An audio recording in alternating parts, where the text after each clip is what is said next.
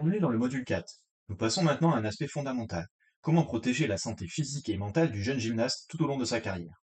La gymnastique est exigeante. Le risque de surcharge, de blessure ou de troubles liés à la nutrition existe. Mais ils sont prévisibles et évitables si nous appliquons des recommandations cliniques. Découvrez les mesures concrètes que parents, entraîneurs et professionnels de santé doivent mettre en place.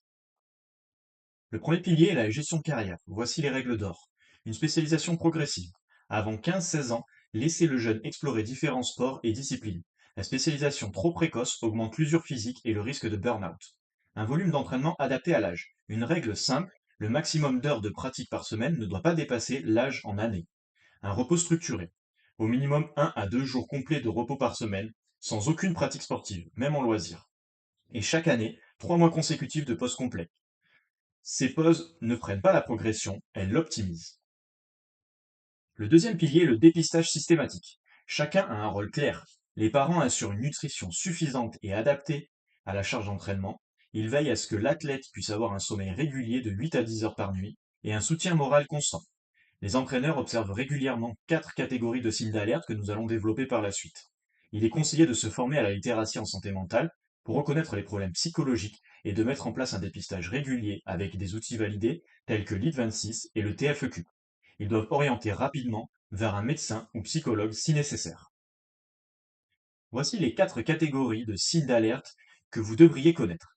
Une performance en baisse. Une baisse inexpliquée de la performance, une fatigue anormale à l'entraînement, un manque d'énergie. Cela peut signifier un RAID S, conséquence d'un apport énergétique insuffisant. Il convient alors d'évaluer la nutrition et la charge d'entraînement, puis de consulter un médecin et ou un nutritionniste. Des changements physiques, une perte de poids rapide, une apparence émaciée, des blessures récurrentes ou chez les filles l'absence ou le retard de menstruation, ce sont des drapeaux rouges. Cela signifie que l'athlète présente possiblement un RAID S chronique, qui est un déficit énergétique prolongé avec impact hormonal et osseux. Cela peut être une urgence et une consultation médicale rapide avec bilan hormonal et osseux est fortement conseillée. Des changements comportementaux, pardon. Un isolement social, des obsessions pour le poids, un comportement alimentaire restrictif, de l'anxiété accrue et un perfectionnisme exacerbé. Cela peut évoquer un trouble du comportement alimentaire ou un RAID S avancé. Il est conseillé de réaliser un dépistage avec l'ID26 et le TFEQ, puis d'encourager l'athlète à consulter un psychologue ou un psychiatre spécialiste dans ce domaine. Un dépistage systématique régulier. Chaque année, nous réalisons des tests TF26 et TFEQ et un bilan médical complet. La détection précoce permet d'éviter des complications parfois graves. Chaque signe et chaque observation peut prévenir l'escalade vers le RAID S ou les TCA. Le troisième pilier est l'approche multidisciplinaire.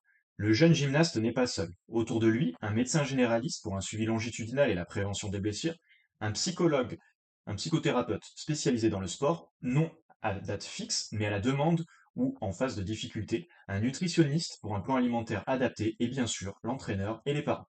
Sur le plan nutritionnel, l'approche moderne est claire et privilégie la notion de hit to perform, qui se traduit par un apport énergétique suffisant, adapté à la charge d'entraînement, pas manger moins, mais manger juste, des micronutriments équilibrés, des protéines pour la reconstruction musculaire, des glucides pour l'énergie et des lipides pour la santé hormonale.